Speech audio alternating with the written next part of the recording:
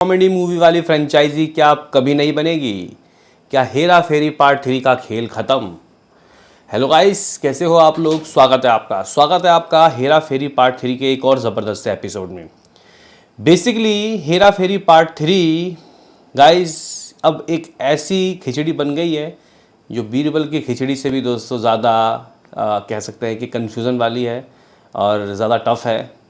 जो कब बनेगी, पहले तो गाइस किसी को नहीं पता था, लेकिन बाद में कहीं ना कहीं फिरोज़ नडियादवाला के उस इंटरव्यू ने मामला थोड़ा संभाला। लेकिन अभी यहाँ पे खुद साक्षात जो पहले हेरा फेरी पार्ट 3 बना रहे थे और जो कि ओरिजिनल डायरेक्टर है प्रियदर्शन, उन्होंने दोस्तों जो बातें बोल दी है उसके बाद लोग शॉक्ड हो गए और भाई दिल टूट गया। आप लोग बोलोगे कि क्या बात कर रहा है भाई, तो भाई इस वीडियो में हम लोग वही एक्सक्लूसिव अपडेट लेके आए हैं। क्या मूवी बनेगी या नहीं, या फिर यहाँ कुछ अलग ही ट्रैक में चले गए मेकर्स? तो लाइक और सब्सक्राइब ज़रूर करें खिलाड़ी कुमार के फैंस। देखो भाई, सबको पता है कि अभी खिलाड़ी कुमार फिरोज़ नडियादवाला की रिसेंटली में ही रिलीज़ हुई वेलकम टू द जंगल को लोग इन्जॉय कर रहे हैं। भले ही इसको क्रिंच कंटेंट बोल रहे हैं कुछ लोग, भले ही इस मूवी के पीछे पड़ रहे हैं कुछ लोग मीन्स हेटर्स, लेकिन इसकी कॉमेडी लोगों को पसंद आ रही है। अरे जब फिर हेरा फेरी जब आई थी गाइस, तो बहुत से लोगों ने यही बात कही थी, लेकिन बाद में फिर हेरा फेरी भी एक बहुत ही अच्छी कल्ट क्लासिक बन गई है ना भाई। लोग देखते हैं उसको, हंसते हैं उसको। अगर आप लोग बात करते हो हेरा फेरी 1 की, हेरा फेरी 1 खुद प्रियदर्शन ने डायरेक्ट की थी और पार्ट 2 को मेरे ख्याल से नीरज वोहरा ने डायरेक्ट की थी। लेकिन गाइस कह सकते हैं कि अब पार्ट 3 का लोगों को बहुत बेसब्री से इंतज़ार है। मतलब हेरा फेरी नॉट जस्ट अ मूवी, ये एक ब्रांड है जिसको जब भी लाओगे मूवी ब्लॉकबस्टर हो जाएगी। और कॉमेडी के नाम पे दोस्तों 1000 करोड़ अगर मूवी कोई दे सकती है तो वह यही फ्रेंचाइजी दे सकती है। अभी रिसेंटली में ही हम लोगों ने अक्षय कुमार के मुंह से सुना था कि फ़िलहाल तो ये मूवी नहीं बन रही। इसको गाइस सुनने के बाद फैंस मतलब एक तरीके से बहुत ज़्यादा उदास हो गए। अक्षय कुमार ने दोस्तों कहीं ना कहीं बोला कि पहले आप वेलकम देख लो, उसकी बात बाद में करना। और उससे पहले भी दोस्तों आप लोग कह सकते हो कि वेलकम जब बहुत ज़्यादा गाइस ये लोग कॉन्फिडेंट थे, तब इन लोगों ने एक प्रोमो शूट किया था। किसके साथ? फरहाद सामजी के साथ, जो मूवियों की सब्जी बना देते हैं। तो लोगों ने बोला सब कुछ ठीक है, और उसके बाद परेश रावल छोड़ के चले गए भाई मूवी। परेश रावल ने मना कर दिया, भाई मैं नहीं करूँगा मूवी। हम लोगों को उस वक्त पता था कि प्रियदर्शन ही डायरेक्ट कर रहे हैं, लेकिन फिर जब फरहाद समझी को देखा कि हमने वो प्रोमो शूट कर रहे हैं तो लोगों का दिमाग घूमा। इन्होंने वेलकम दे दिया अहमद खान को और हेरा फेरी दे दिया इसको फरहाद सामजी को।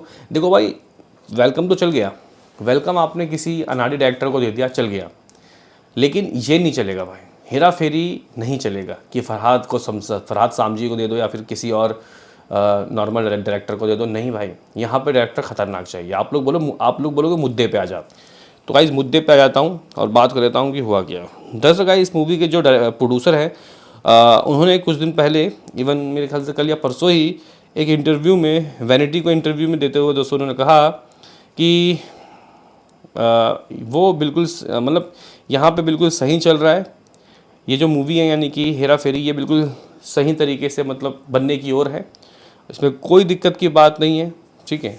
वहीं गाइस इंटरव्यूअर के पूछे जाने पे कि क्या हम लोग प्रियदर्शन को डायरेक्ट करते हुए देखेंगे हेरा फेरी पार्ट 3, तो बंदा शर्माया भी नहीं और मुंह पे बोल दिया, नहीं भाई नहीं, प्रियदर्शन इस मूवी को शूट नहीं करेंगे।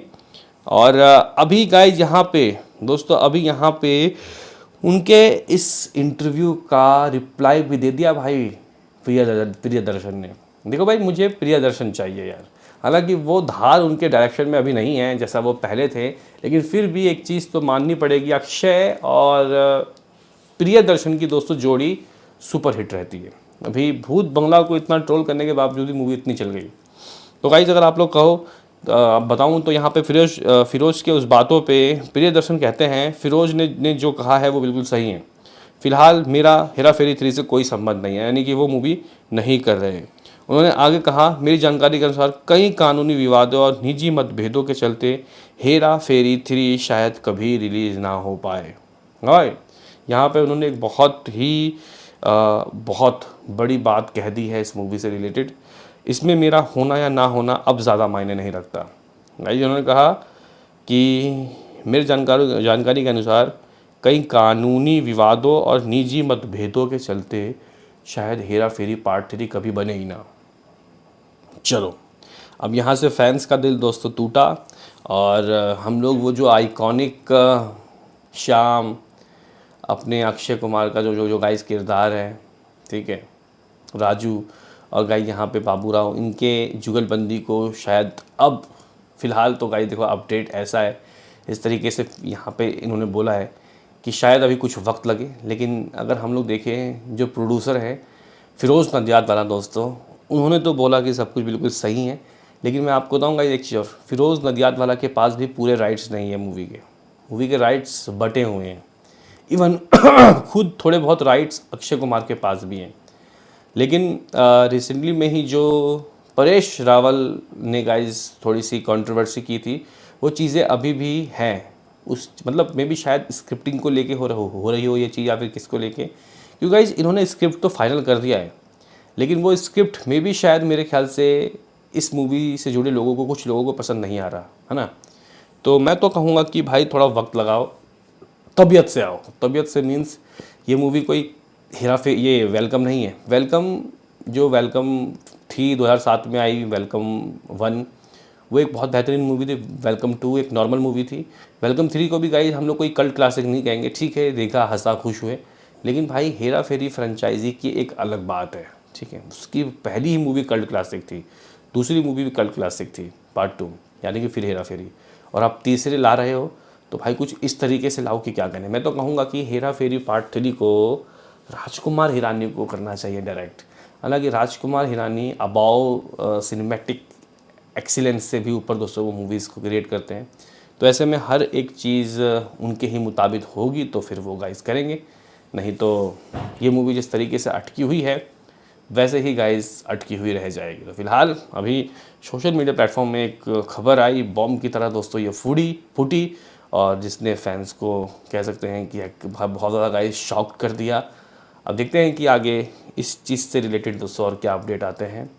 फिलहाल welcome to the jungle box office में चल रही है। बॉक्स ऑफिस में अच्छा हिसाब किताब है, लेकिन एक कसक सी रह गई यार। मूवी शुरुआत के 3 दिनों में 100 करोड़ करती, और ये अक्षय कुमार की पहली मूवी होती जो 300 करोड़ का नेट देती। लेकिन आज ब्लॉकबस्टर ट्यूसडे के तहत इस मूवी को बहुत सारे लोग देखेंगे, तो हो सकता है कि दोस्तों ये मूवी आज 10 करोड़ से ऊपर की कमाई करे। लेकिन हम लोगों ने दोस्तों वेलकम के ऐसे नज़ारे नहीं सोचे थे, थोड़े और भी एक्स्ट्रा ऑर्डिनरी नज़ारे होने चाहिए थे जो ये मूवी डिज़र्व करती है। अहमद खान ना होते और कोई अगर डायरेक्टर दोस्तों होता तो आपके हिसाब से क्या नज़ारे बदलते, या फिर स्क्रिप्टिंग ऐसी थी कि इसको इसी तरीके से बनाया जा सकता था? बताओ आपकी क्या है इसमें राय। अभी के लिए इतना ही।